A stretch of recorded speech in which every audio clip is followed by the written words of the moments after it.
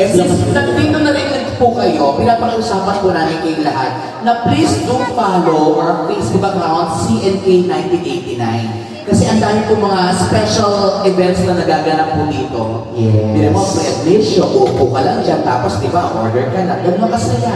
Di ba, ginagawa ng mga CNK ito para po sa ating lahat.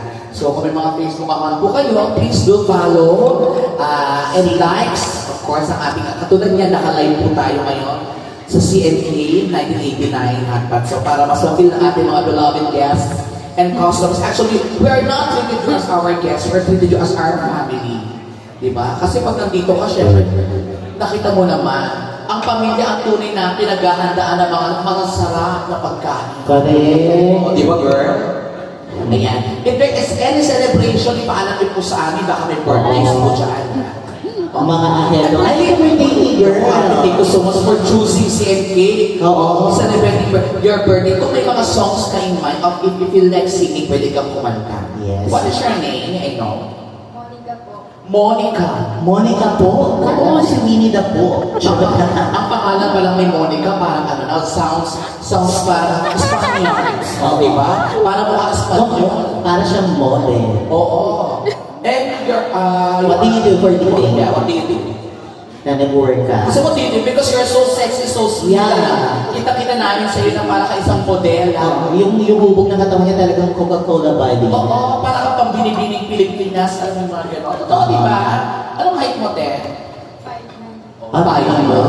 Pabinibining Pilipinas. Kaya nga. Pwede rin pang basketball. And going back to the question, what do you do for a living? You are a... What do you do? Ano work po? Anong work? You work as caretaker. O Caretaker. Ay, sosyal. Ako. Malaking sahod niya. Hindi bababa yan ng mga ano na 60,000. Nakakaloka ang binabantayan niya. Siguro mga malalaking mga lupain, mga ganyan. Mga malaking negosyo. May boyfriend ka na, girl. Anak ko, wala kang boyfriend. Bakit? Ha? Bakit? Ano ba yan? Maganda ka naman sa isip pa. Matangkad ka. Ay, naroon nang naliligaw ito. Ah, kuya? Oo. Alam Ay, mo, ikaw, dadaan mo na daw kay kuya. sa panahon ngayon, sa ganyang edad, dapat kapag wala ka boyfriend, loser ka. O ba, paano mo choice niya? Baka may priorities pa siya in Ay, life. siguro may pinagdaanan ka na medyo hanggang ngayon, di mo pa rin siya maiwan. Hanggang ngayon, naisip mong babalikan ka pa rin. Oo, ganun yun. Kaya ayaw mo nag-boyfriend. Kasi ganun yun, may certain rules, di ba guys? Oo. Boys and girls, may certain rules sa relationship na kapag nagkahiwalay kayo, kinakailangan mga ilang months, di ba, bago Maka-recover. maka-recover bago bumalik. Ito siguro, galing ka sa past relationship. Wala pa. Never ka nagka-boyfriend.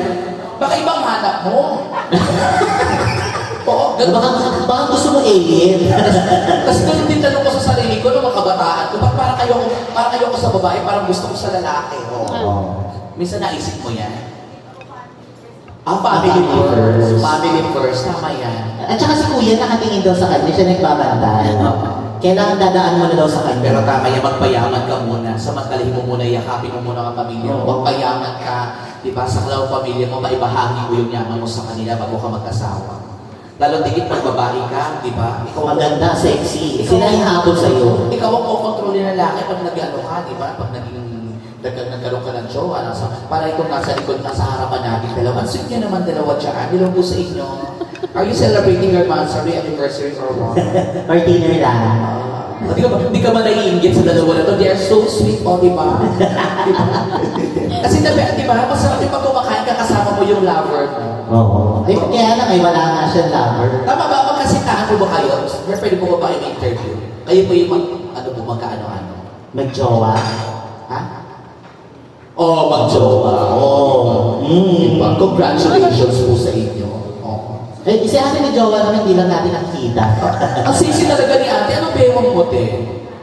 Bewang mo. Parang 3 lang yan. 26, oh. O, di ba sexy nga? Diba? So, yung mga pabinibining Pilipinas mo. Oo. Sinasali ka ba ng mga search? mga search and rescue operation, lalo na yung may bagyo. Oo, lalo na yung bagyo, wala makatulong pa sa kapwa Pilipino. Oo. So bago ang lahat, we would like to properly introduce ourselves. Kumanta na kami pero hindi nyo pa kayo masyadong kilala. Yes. So, My name is Justin. I'm a YouTube sensation po na na-featured sa KMJS or Kapuso Mo Jessica Soho.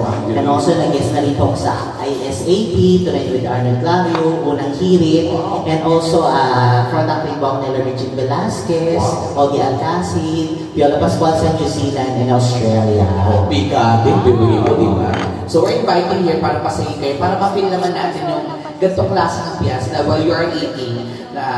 Pero syempre, hindi tayo masyado magpapatawa habang kayo gusto pag nahirapan niya, dahil bayad ka nga naman, di ba? Kasi usually iniiwasan natin na pinagsasabay yung kumakain habang nagpapapamaya, pero meron kami mga siguro sa middle lang yung pagkain, dyan na ba kami magpapatawa? For the meantime, magkakantahan po muna kami. Yes. So ako naman po si Amazing Peanut, ayan, sa mga hindi ko nakakilala po sa akin. I am a regular performer po dyan po sa Wingport Resorts and Casino Manila.